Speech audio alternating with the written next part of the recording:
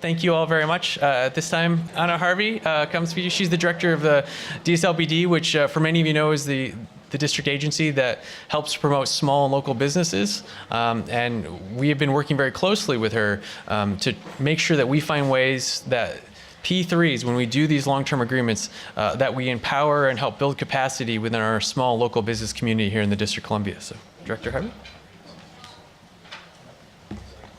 Good morning. Good morning. So great to be here. Thank you so much for the invitation. This is incredibly important. I think all of you are here because this is something totally different, and I'm just thrilled to be here. Thank you very much. Like Director Miller Gabriel said, I'm the director of this Department of Small and Local Business Development in the District of Columbia. And I don't know how many of you know about my agency. A few. Well, that makes me feel needed, maybe wanted, but I had to prove that I'm worth it. So the Department of Small and Local Business Development really, I think you just heard from Mayor Bowser. And Mayor Bowser hired me for this job for a couple of reasons. Because I actually have never worked for anybody else but myself as a small business person. Then I work at the Chamber of Commerce, the Hispanic Chamber of Commerce, and then I work for President Obama and then Mayor Bowser. So from being a practitioner of small business to being a policymaker, it really makes a difference because I think if you have heard me speak before, I had issues about getting contracts, being bait and switched when I was just trying to get some government contracting, and also had issues with not getting paid.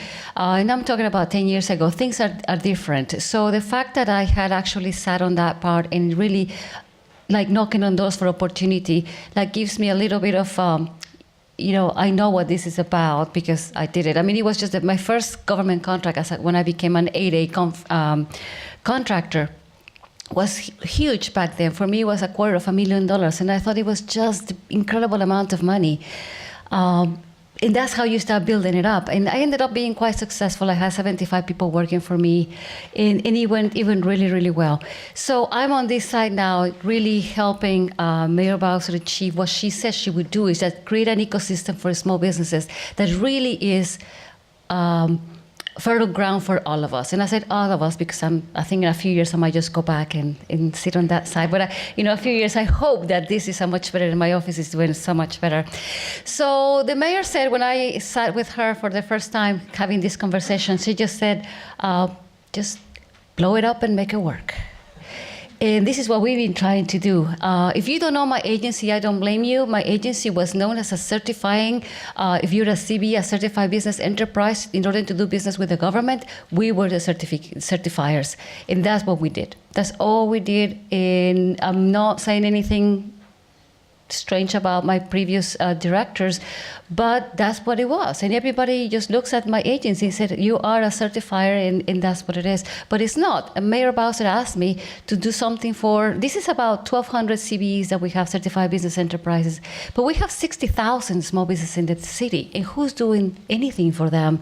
Access to capital, access to access. This is what I'm trying to do. So, fast forward, we have actually been working very, very hard. Thanks to our wonderful CFO in the office, we can actually track now government spending and how the government is spending money with CBEs. So here's what I want to say today. So how many of you know about the Certified Business Enterprise Program? Most of you, all right. And if you're a company based in in the district, you can qualify to be a local company. You get certified with me. So 50% of the expendable budget of the District of Columbia should be spent with small business enterprises, which are certified business enterprises, 50%.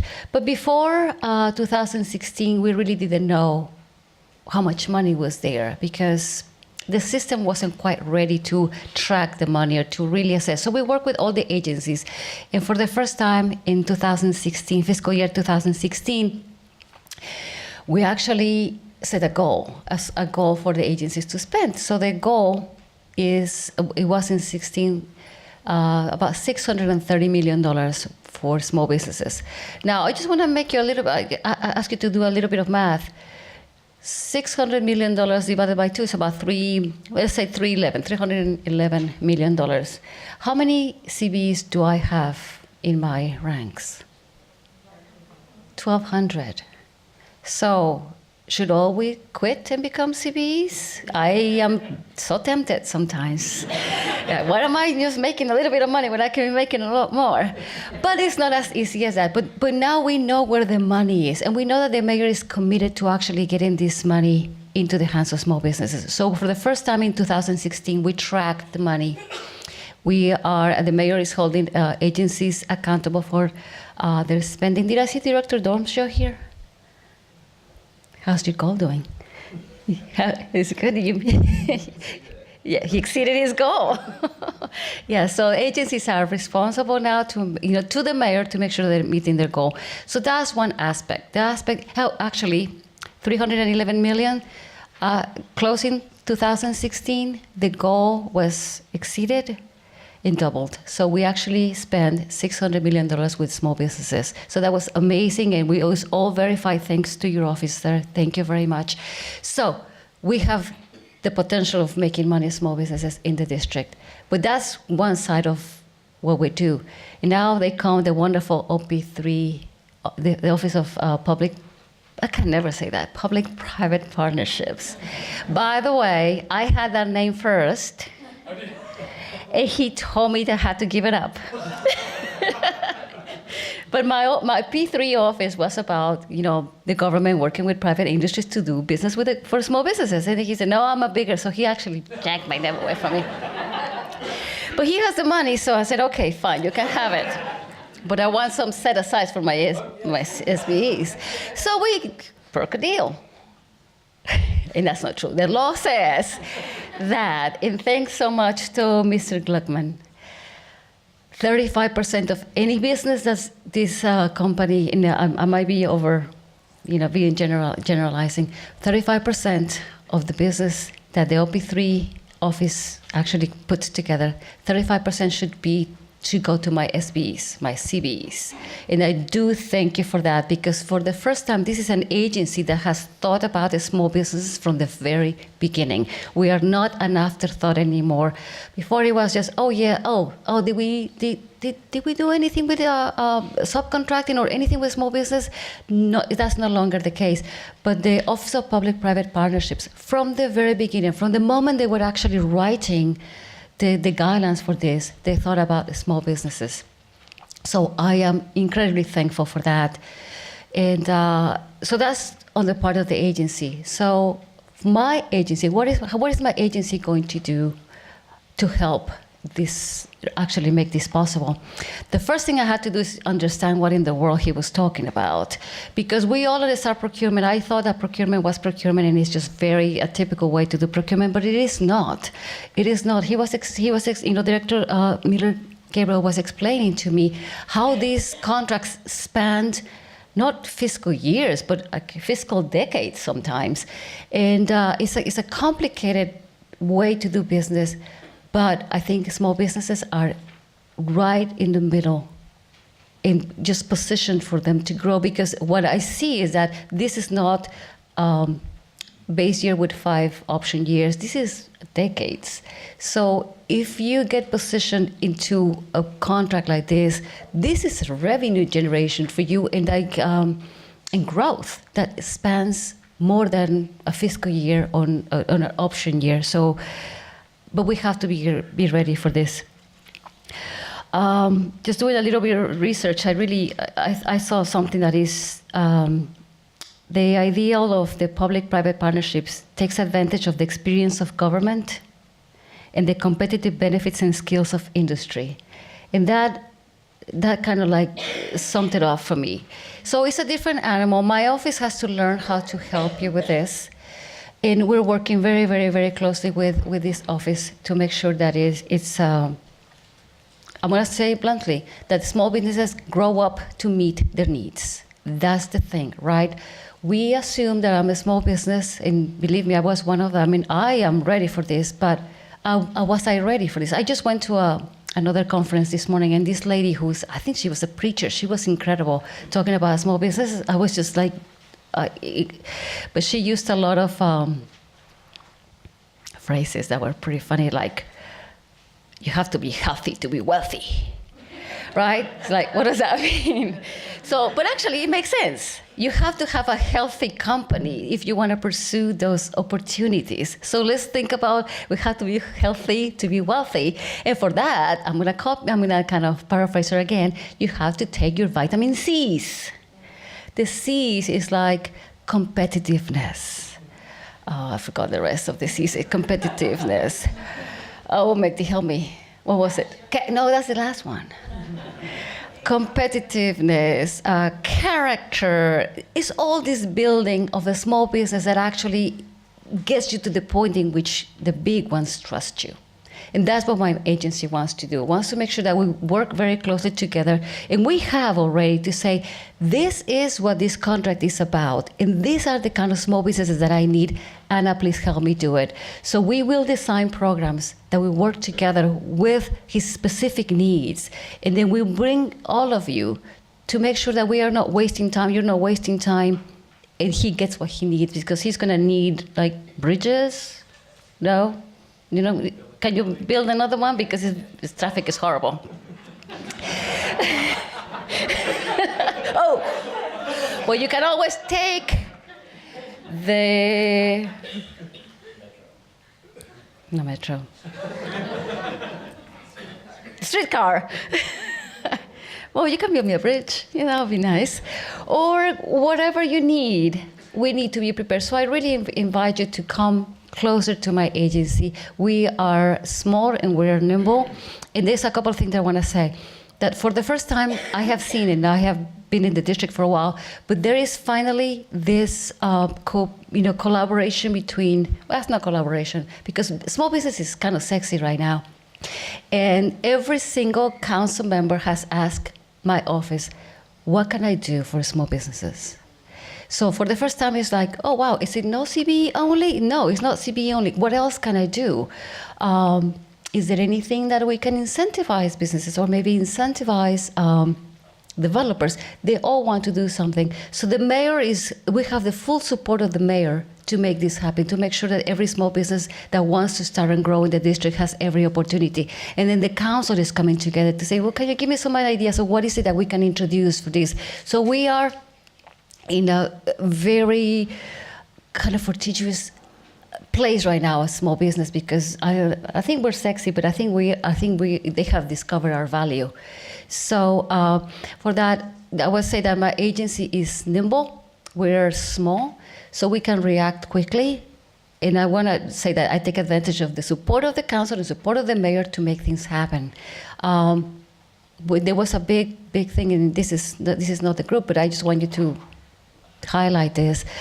The makers, the young people that are making necklaces and furniture and beer, and we are making an awful lot of beer and spirits in the district right now. I had to taste them, but anyway. Gin is good. Gin is good. What I was gonna say?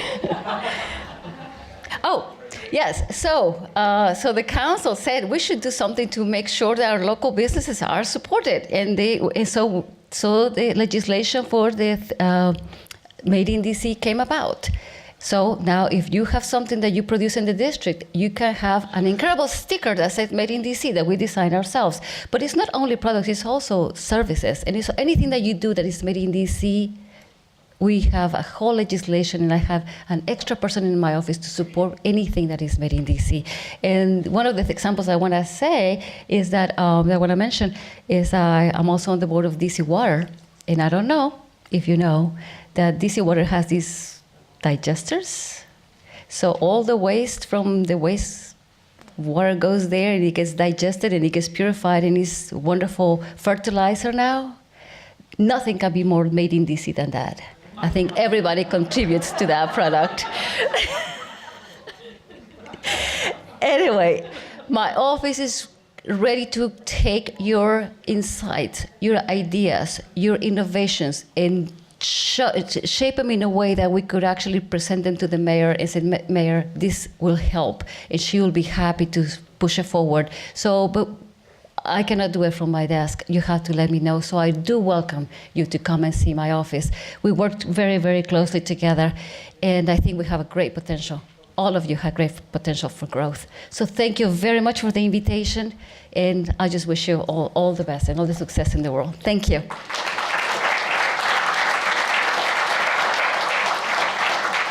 All right, we can get started. Thanks everyone for being here. My name's Judy Glickman, and I'm the Deputy Director of the DC Office of Public-Private Partnerships. We are joined today by a really great panel, and I'll explain a little bit more about them in a second. First, thanks to Director Harvey for coming. She's a tough act to follow. I don't know if we'll get into beer or anaerobic digesters, but we'll see what we can do. So, you know, obviously you've heard from the mayor today, from different district agencies that our office is going to be working very closely with on, and highlighted some of those projects. And I think it's really good to sort of get that context, but we also want to sort of broaden it and talk a little bit more about sort of what the national and international perspective is on sort of public-private partnerships, on projects that are similar to what we want to do, and sort of how we can apply those lessons to DC. And so I want to start with Dan, who, for those who don't know him, he is a senior advisor here at Georgetown University at the Beek Center, but brings a context, having worked in the federal government, worked in politics a little bit. But I think most sort of relevant for us is that you really were the brains and the force behind the West Coast Infrastructure Exchange. And so I'm curious to get your take sort of on, you know, with that in mind, you know, we have 39 states, you know, more than 30 countries have P3 laws on the books, but that doesn't mean they've necessarily used them. And so I'm wondering sort of, you know, what's the future going? I mean, we've done a lot of transportation projects throughout the country, but now, you know, obviously we have these social infrastructure needs. You know, how do we use those laws on the books? How do we do more infrastructure projects? Does every state need a P3 office? What are the solutions you see for how we sort of move that needle? Sure. So first of all, great event, and congratulations to your office for the rollout and really the specific projects that you're starting with. Let me put out, I think there's sort of 3 M's to go with the 3 P's around this issue of public-private partnerships and sort of the up and down history we've had in the US compared to the success in places like Canada, UK, Australia that have done more of these deals. So message, money, and mechanics. So the money's been there, you know, the famous trillions of dollars sitting on the sideline wanting to get in. I mean, the private sector wants to figure out how to play. The messaging has been off because, and you guys, the way you presented this stuff is really exciting. Life cycle procurement, risk transfer. Maybe I'll add 2 words I talk about later. Value capture, I think, is sort of the next hill that we should talk about, particularly in the district where so much value capture can happen. But I think that we haven't figured out the mechanics, but we're starting to around this idea of life cycle procurement, risk transfer to the right folks. We've seen in Canada and elsewhere these ideas of centers of expertise as key. And I think what's really exciting about what's happening here in the district, West Coast Infrastructure Exchange, other units in Maryland and Virginia and other places, there's some other regional entities that I think folks like the Bipartisan Policy Center have put out some great reports recently. There's a new report by the American Enterprise Institute that this shift to performance-based life cycle stuff key, and you need long-term capital plans, you need smarter procurement, but having a center of expertise, whether it's at the city level, at a regional level, at a metro level, we need to sort of water that bean field. We've heard over and over again from the private sector, I want to go to one place. I don't want to hope that that housing director, that transportation agency director doing this for the first time knows how to do this stuff. So having that one place that can partner with other agencies and act as this owner-advisor role that you're playing, Judah and Seth, I think that shift is happening, and having all this happen under the nose of Congress as it thinks about where to go moving forward is a really good thing. We'll get to that later too. It's definitely. Yeah. Do you have a point you were going to make, Robert? So, you know, the next question, really, from my perspective, gets into that message piece. And I'd pose this to Rob. For those who don't know, Rob Puentes is Executive Director of the Eno Center for Transportation. And we first got to know them because we were selected for a technical capacity grant, where they actually brought in national experts, some of whom are probably here today, I think, and sort of not only helped educate us and get us more sophisticated on sort of the latest best practices, but brought in a lot of different owner agencies, the DDOTs, the Department of General Services, different agencies that we work with every day. And so not only did we sort of help build their capacity, but it was also sort of helped us form a good team from our perspective. But before that, you were a researcher and a fellow at Brookings Institution. And so, coming with that perspective, how do we sort of better educate the public, elected officials, press, you name it, on sort of what is a fairly technical, wonky kind of a subject? So where can we be successful there? Well, technical and wonky is not a pejorative term, right? At least around here. But it builds off of what Dan was saying. I mean, I think that there is this lot of enthusiasm around the country. And even though we're a Washington-based group, we do work in cities and suburbs and metro areas all across the country. And the enthusiasm for this kind of procurement method, this kind of partnerships, is not really being matched by the amount of transactions, right? There's tons and tons of interest in this from places all across the country. Has anybody said it's not free money yet today? Okay, so I mean that's the kind you have to get through these first initial principles. These is just new ways. This is new ways of getting stuff done. But because we have these large fiscal and financial challenges across the country, there is a lot of enthusiasm in doing things different. There's a great quote by a guy named Ernst Rutherford who said, "We've run out of money, it's time to start thinking." And that's kind of where we are right now. People are really willing and enthusiastic about looking at different models for getting things done. Now, because we don't have enough money may not be the right reason to get into a P3, but it's the reason that a lot of places are starting to. The challenge, though, is that it's lumpy, right? There's a lot of enthusiasm, they realize, oh, this is very hard, and then they pull back. So what I like about what's happening here in the district, and really in this region, but particularly here in District of Columbia, is that it seems to be that you've built it the right way. That the rules, the tools, and the institutions are being put in place in order for the right deals to be happening. Not spasmodic, we're going to do this, we're going to do that, or we're not going to do this, we're not going to do that. This really seems to be laying the foundation to take advantage of, as Dan was saying, a lot of interest in doing things different, a lot of money able to do it too. So now we'll turn to Jody Misiak. Jody certainly brings a regional context, having worked for the state of Maryland for quite some time on transportation projects. But she is currently at the U.S. Department of Transportation, working in their BATIC Center, which is sort of their new innovative financing office.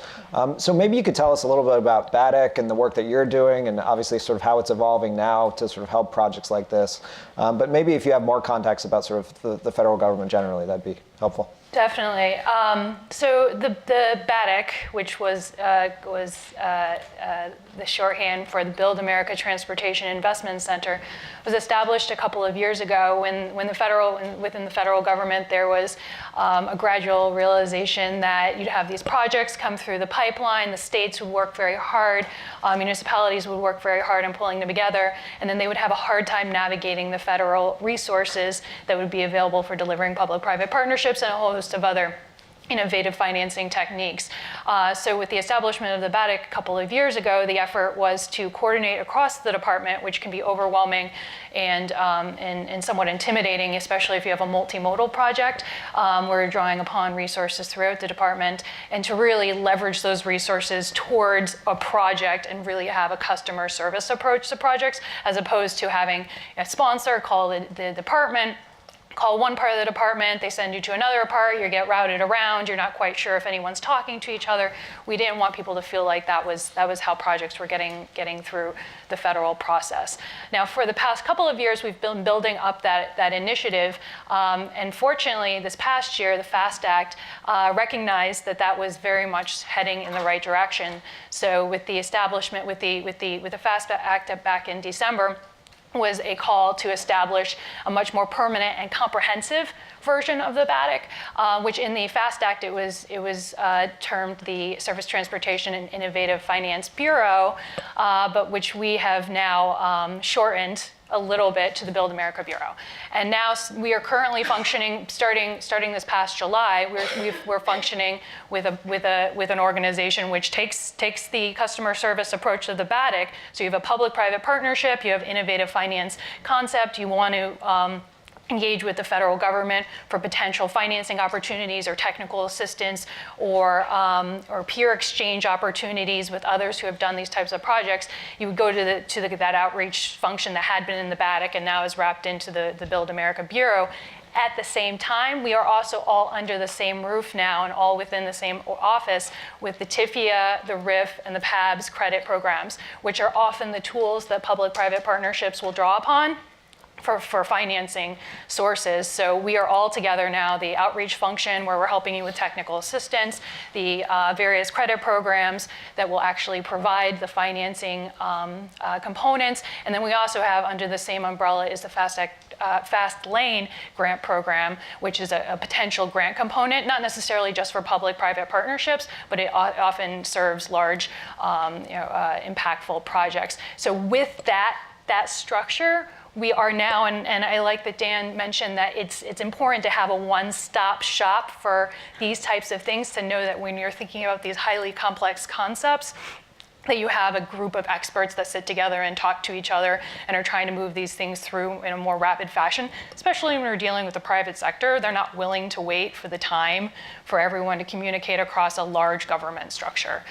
So that's our goal. That's what we've been building. And from my experience back in Maryland, this would have been a wonderful thing to engage with when we were thinking about public-private partnerships, because we could talk to some people for technical assistance within the same organization. Same organization could help us think about peer exchanges and thinking about learning about ways in which projects could be delivered more efficiently. And then when we get to the point when we really wanted to do a project, we would have right there the TIFIA, the RIF, the PABS resources, and the same people have already been engaging with the project for quite some time, so there's a full understanding of the needs. So I think that it represents a good resource and a good step forward for delivering these types of projects. I mean, I think it's a great model, and even though we're not an agency that's offering financing and funding, I think we sort of follow the same page, which is we want to be the one-stop shop for infrastructure and public-private partnerships. That sort of, when there's an opportunity there, we are sort of the ones that go out into all the different district agencies and try and coordinate those things and bring everybody together so that when a project is ready to go, that we can actually move on it. And I don't think there's any federal agency that's sort of being open and innovative about infrastructure finance and those kinds of programs than USDOT. Is there much sort of back and forth with other agencies? Are they sort of trying to get up to speed? Definitely. With the establishment of the Build America initiative, which was the impetus for setting up the BATIC, was actually agents across agencies across the federal government. And over the past couple of years, we've been engaging with our agency partners on a very regular basis for a variety of different trainings and workshops and engagements to discuss ways in which the things that we're learning and that they're learning, engaging with the private sector, can be transferred across. So that was a big part of how this all came about. Yeah. So a point that was made earlier, I don't know if it was Dan or Robert, probably both of you, but money is obviously a factor, right? P3s are a financing tool, they're not a funding tool. What ideas are sort of out there sort of percolating in terms of value capture and how we can sort of, whether it's leverage underutilized assets, those sorts of things. What have you seen in other places that have worked real well that maybe has some application here? Right. So I guess I'll start. I mean, I think as you look at 21st century infrastructure, whether it's broadband, resilience, all the challenges around climate and utility lines, all that kind of stuff, anytime you can look at the life cycle and get into avoided costs, there are ways to monetize that. So in addition to whatever tolls and rates that you can get, and other revenue streams from social infrastructure building, I think this avoided cost question becomes a big deal. There are insurance companies and others that are looking at that. So I think that's a big piece of this.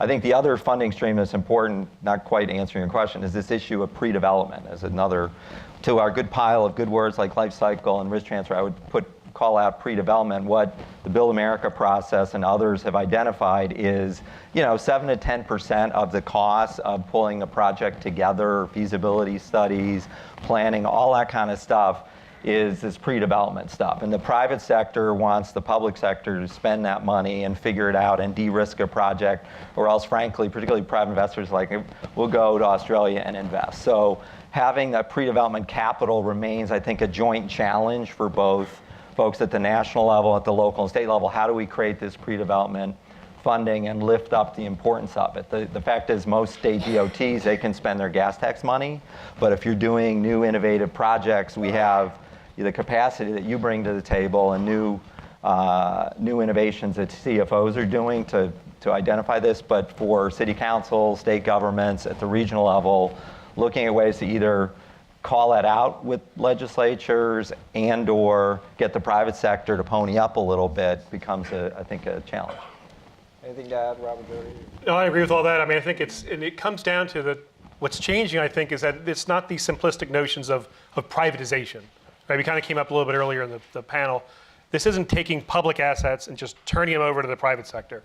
And so kind of what Dan was saying, that this really is a new kind of problem solving. And we're dealing with challenges that we haven't really dealt with before, major complexities, lots of different governance challenges, things like that. And so the public and the private sector are working together to be more innovative and to solve problems in really fascinating ways. It's a fantastic time to be working in transportation and infrastructure because there's so many ideas. There's a lot of experimentation that's going on out there. And so I think it's important for folks to keep in mind that this isn't about doing something public, now we're doing it privately. It's really about it's reflective of this larger shift that's happening of the public and the private and nonprofit sectors working together to start to solve problems. And the fact the district is setting this up, this entity, helps them do that. Yeah, I mean, I was just having this conversation with somebody else a few days ago, which is the mindset needs to shift, right? That, to some extent, government needs to act more like corporations, and to some extent, corporations have to act a little bit, at least to empathize with governments, right? That to understand their needs, their perspectives, so that, these partnerships really are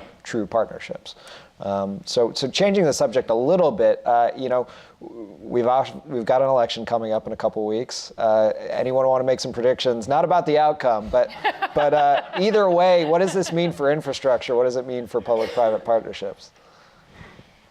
Thanks. I'll go. I just don't. I mean, the narrative, both candidates have talked a lot about infrastructure. The Republican candidate just put out a proposal yesterday, I think, for $1 trillion investment, which relied heavily on private investment for things that generate that have some kind of revenue source that they can generate a return. So things like toll roads, I guess wastewater or water plants, things like that. It's a little vague. I mean, it's ambitious, but I'm not really sure I'm going to stumble through this a little bit now. Not really sure what it's going to mean, even though it reflects, I think, this larger shift that we just talked about today. Senator Clinton has talked about this, has a very comprehensive, I think, proposal to raise money, but also recognizes, I think, the things we just talked about, that it's the public and private nature of delivering things is going to be paramount and builds off all the things this last administration has done, which has really set a framework for how these big projects not big necessarily, but these important projects get done. Some of this is baked into this idea of this National Infrastructure Bank, which is the greatest idea we've had for the last generation. We just can't seem to quite get it done. But it does fit into this conversation because it really is about choosing the right kind of projects, applying performance metrics, and making sure that we're investing in projects that meet some kind of measure of national significance. If we can truly do it that way, I really think that would have an enormous impact on the infrastructure projects we fund in this country. But it's a long way to go. Washington has its problems right now. But in the meantime, it's all the things we're seeing outside of the Beltway. The cities, states, metropolitan areas are going off and doing their own things with the help and the support of agencies like BADC. But we're not requiring the federal government to be the ones leading anymore. I mean, so just to build on what Rob said, I think Tim Cook of Apple said some things in Europe a few weeks ago that everyone thinks is really going to kick up the momentum about repatriation. So the possibility of a big slug of money moving forward for investment is there. That doesn't mean it won't screw up, but there seems to be a lot of bipartisan support from Pelosi to Donald Trump around this stuff. That also doesn't mean that infrastructure will get all the money, even though in the infrastructure community has been a big pusher of this. John Delaney from Maryland and others have been there. I think this does create a moment, though, for watering the bean fields to make sure that we are shifting towards, this is a one-time slug of new money, and we could put it in 12 Hoover dams, which don't really exist anymore, these big projects, but in an area of data innovation, distributed networks, new street lighting, and smart city technology, giving local, state, regional folks the flexibility to decide what they want. And Build America's put out these great pre-development standards, but I think now local and state government needs initial help to sort of create this pipeline of projects and how we hire more sets.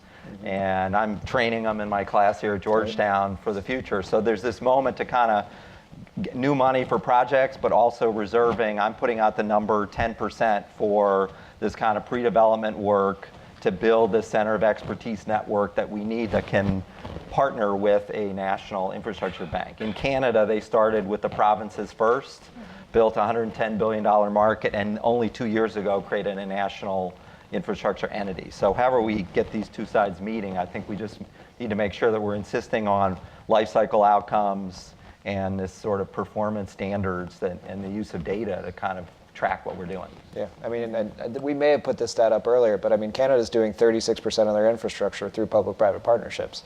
We're doing something like 1%. So there's definitely room for growth there, and learning any lessons we can, I think, is definitely the goal. Judy, I wonder if you could talk about sort of,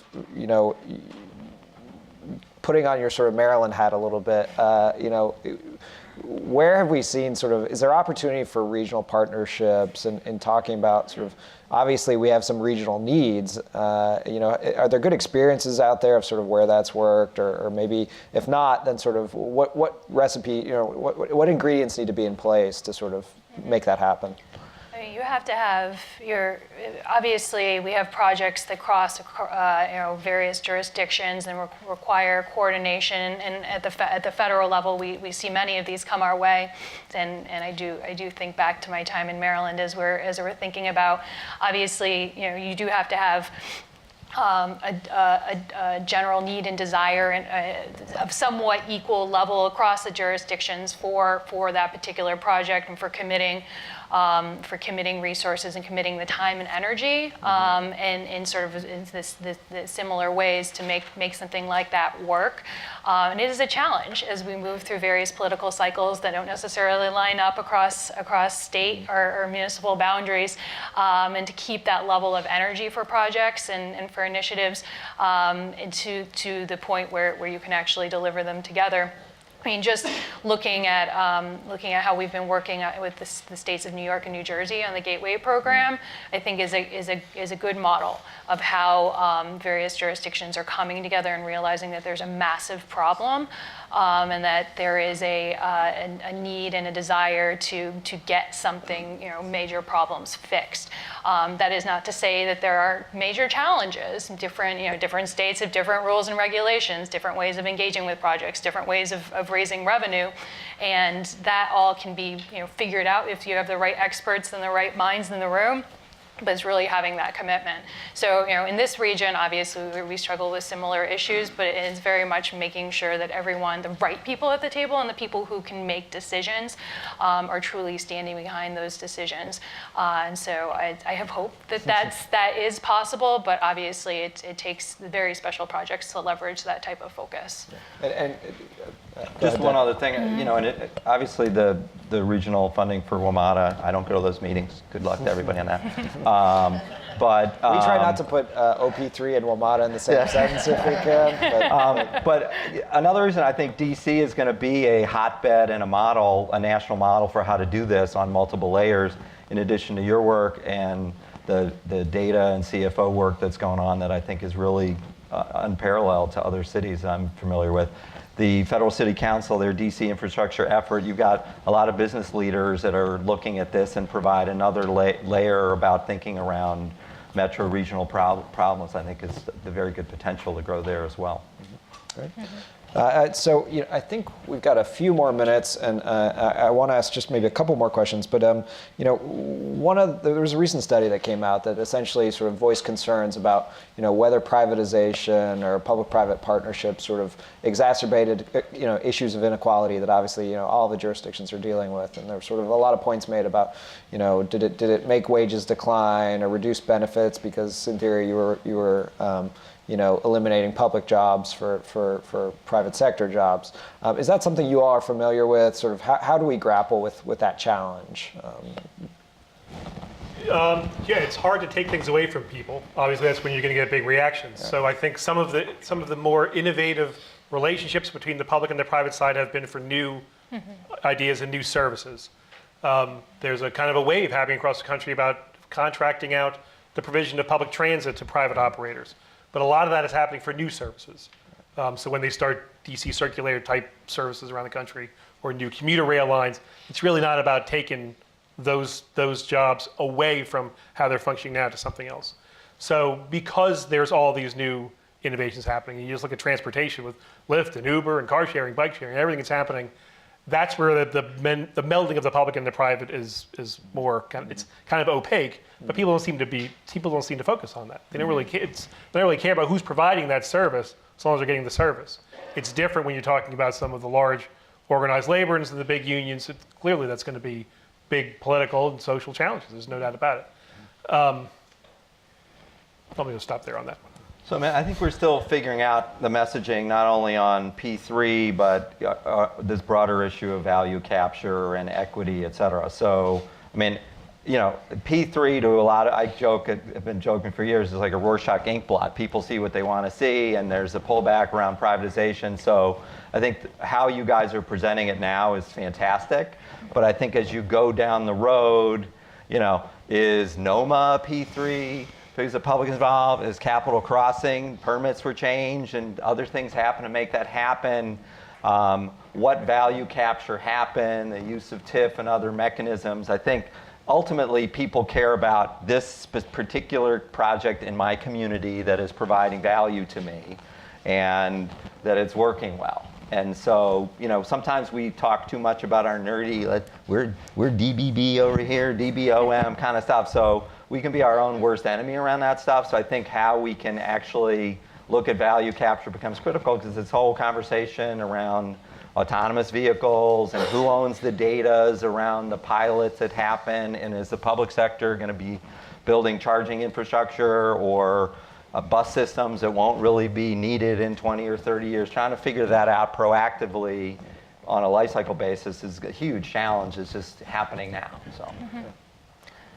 I think it's our responsibility as practitioners in this area to make sure we're communicating to people that these are tools that we're using to get projects done that wouldn't maybe otherwise have gotten done as well or as efficiently or as cheaply, and that all these wonderful things would hopefully result in efficiencies where you're creating more projects, more opportunities for jobs, and more economic development. That's the ultimate goal, and that's why when we think about what projects we do, at least in the public sector, it's hopefully with those goals in mind. So if we are failing to communicate that to people who say, oh, it's privatization, you're taking opportunities away from me, it's really intended to create more opportunities in general.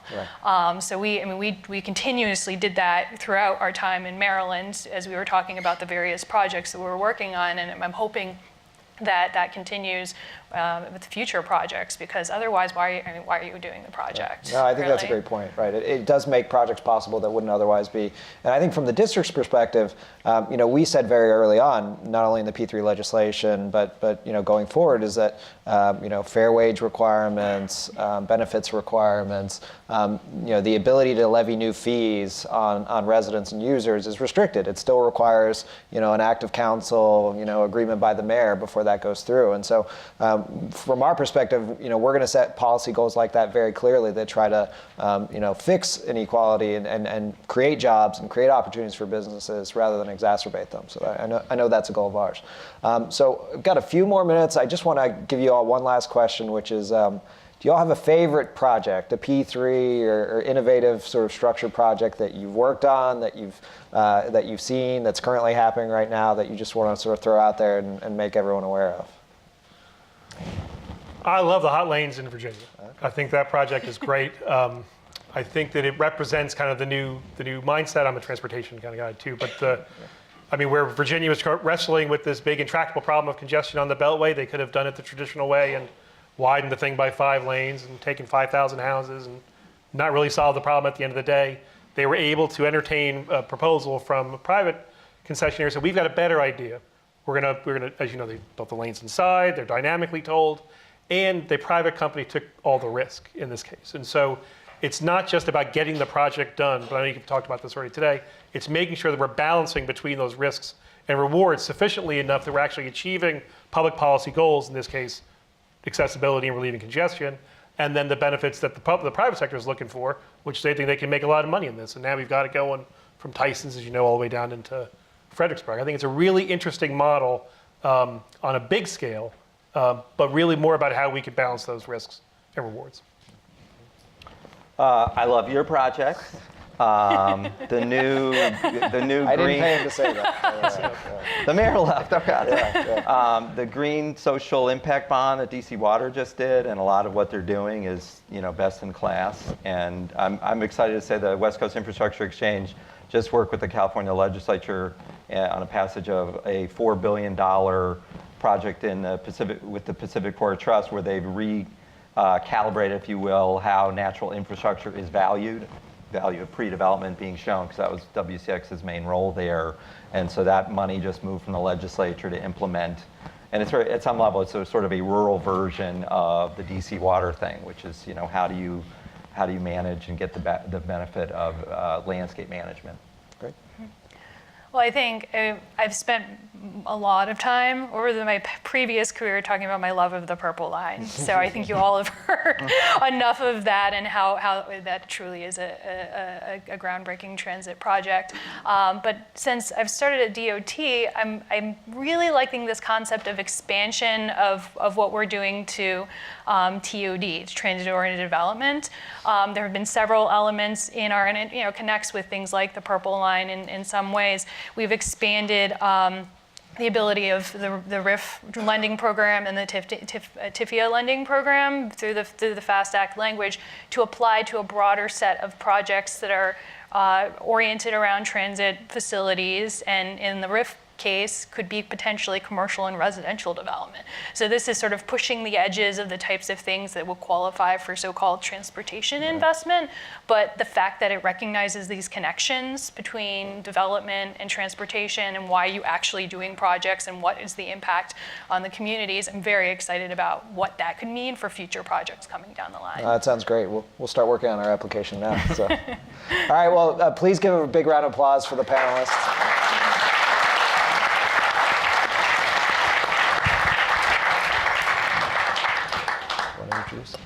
All right, well, so last but certainly not least on the agenda today, we are going to be hearing from the DC City Administrator, Rashad Young. So if you can make your way down.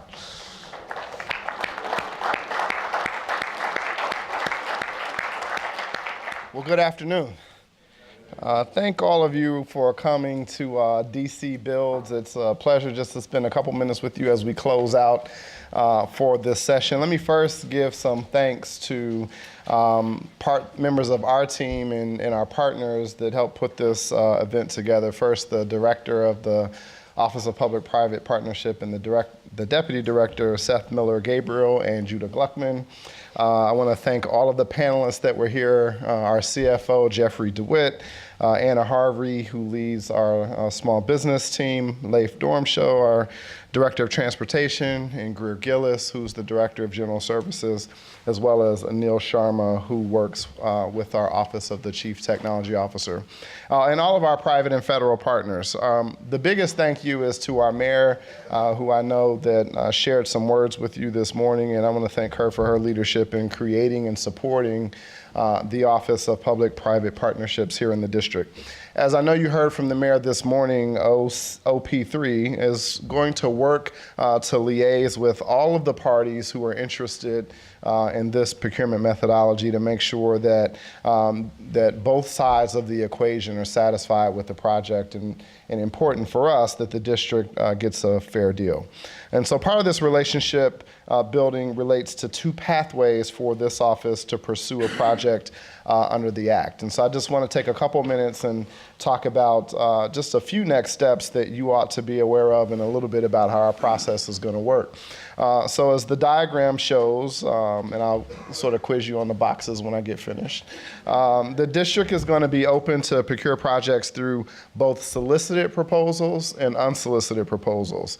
Both procedures, as we've developed them, strive to maximize speed, predictability, and competition while allowing for transparency and public input into the process.